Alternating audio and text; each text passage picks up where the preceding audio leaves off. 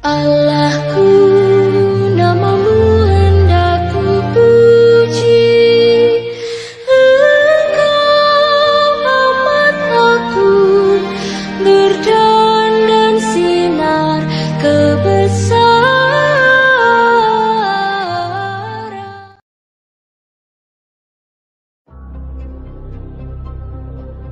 Pada masa itu, bagian-bagian daripada kitab Musa dibacakan dengan didengar oleh rakyat.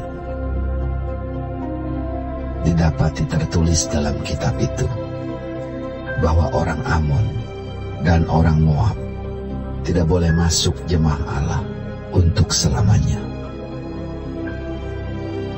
karena mereka tidak menyongsong orang Israel dengan roti dan air, malah mengupah Bileam melawan orang Israel supaya dikutukinya.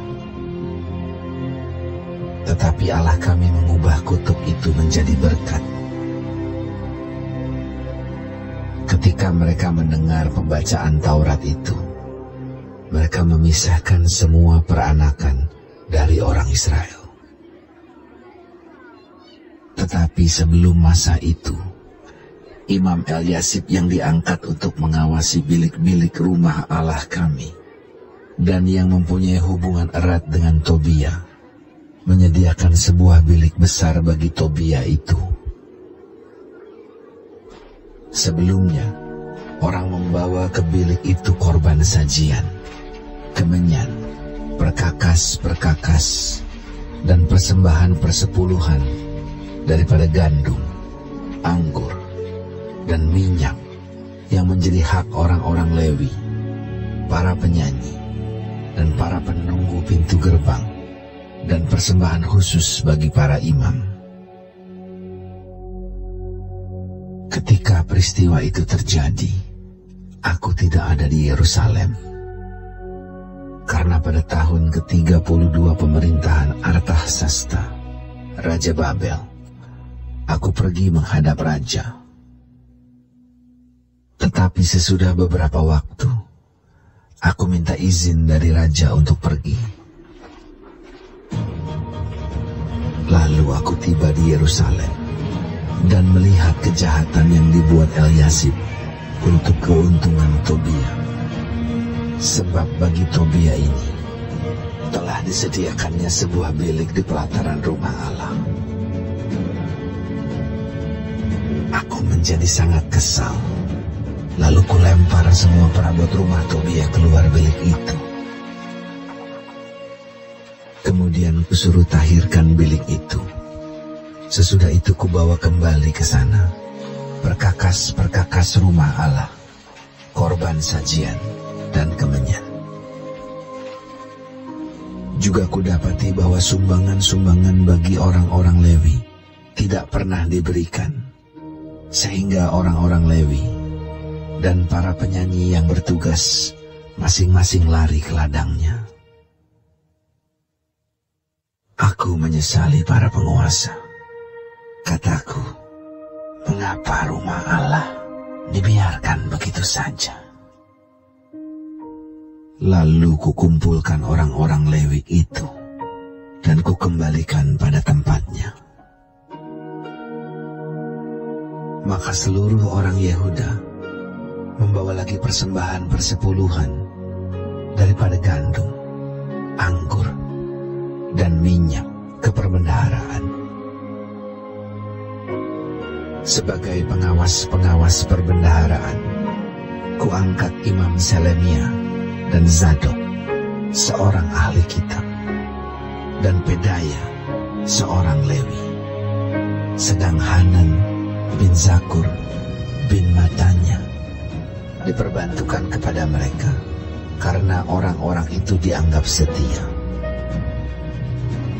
Mereka diserahi tugas untuk mengurus pembagian kepada saudara-saudara mereka.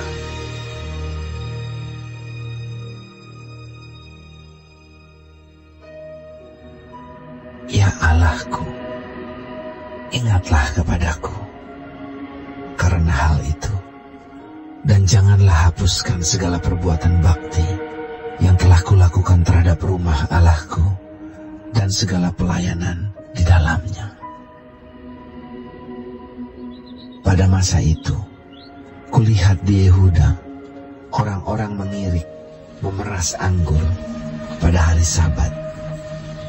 Pula orang-orang yang membawa berkas-berkas gandum dan memuatnya di atas keledai, juga anggur, buah anggur, dan buah ara, dan pelbagai muatan yang mereka bawa ke Yerusalem pada hari Sabat. Aku memperingatkan mereka ketika mereka menjual bahan-bahan makanan. Juga orang Tirus yang tinggal di situ membawa ikan dan pelbagai barang dagangan dan menjual itu kepada orang-orang Yehuda pada hari Sabat, bahkan di Yerusalem. Lalu aku menyesali pemuka-pemuka orang Yehuda. Kataku kepada mereka, kejahatan apa yang kamu lakukan ini dengan melanggar kekudusan hari Sabat? Bukankah nenek moyangmu telah berbuat demikian, sehingga Allah kita mendatangkan seluruh malapetaka ini atas kita dan atas kota ini? Apakah kamu bermaksud memperbesar murka yang menimpa Israel dengan melanggar kekudusan hari Sabat? Kalau sudah remang-remang di pintu gerbang Yerusalem menjelang hari Sabat, kusuruh tutup pintu-pintu dan kuperintahkan supaya jangan dibuka sampai lewat hari Sabat. Dan aku tempatkan beberapa orang dari anak buahku di pintu-pintu gerbang supaya tidak ada muatan yang masuk pada hari Sabat. Tetapi orang-orang yang berdagang dan berjualan rupa-rupa barang itu kemudian bermalam juga di luar tembok Yerusalem 1-2 kali. Lalu aku memperingatkan mereka. Kataku, mengapa kamu bermalam di depan tembok? Kalau kamu berbuat itu sekali lagi, akan kukenakan tanganku kepadamu. Sejak waktu itu, mereka tidak datang lagi pada hari Sabat. Juga aku suruh orang-orang Lewi mentahirkan dirinya dan datang menjaga pintu-pintu gerbang untuk menguduskan hari Sabat. Ya Allahku, ingatlah kepadaku juga karena hal itu, dan sayangilah aku menurut kasih setiamu yang besar. Pada masa itu juga, kulihat bahwa beberapa orang Yahudi memperistri perempuan-perempuan Asdod, perempuan-perempuan Amon, atau perempuan-perempuan Moab. Sebagian dari anak-anak mereka berbicara bahasa Asdod atau bahasa bangsa lain itu, dan tidak tahu berbicara bahasa Yahudi. Aku menyesali mereka, kukutuki mereka, dan beberapa orang di antara mereka kupukuli dan kucabut rambutnya, dan kusuruh mereka bersumpah demi Allah demikian: jangan sekali-kali kamu serahkan anak-anak perempuanmu kepada anak-anak lelaki mereka, atau mengambil anak-anak perempuan mereka sebagai istri untuk anak-anak lelakimu, atau untuk dirimu sendiri. Bukankah Salomo, Raja Israel, telah berbuat dosa karena hal semacam itu? Walaupun di antara begitu banyak bangsa, tidak ada seorang raja seperti dia yang dikasihi Allahnya dan diangkat oleh Allah itu menjadi raja seluruh Israel. Namun, dia pun terbawa ke dalam dosa oleh perempuan-perempuan asing itu. Apakah orang harus mendengar bahwa juga kamu berbuat segala kejahatan yang besar itu, yakni berubah setia terhadap Allah kita karena memperistri perempuan-perempuan asing?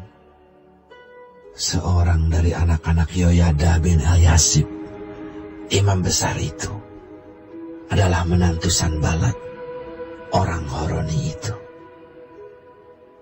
Oleh sebab itu, kuusir dia daripadaku.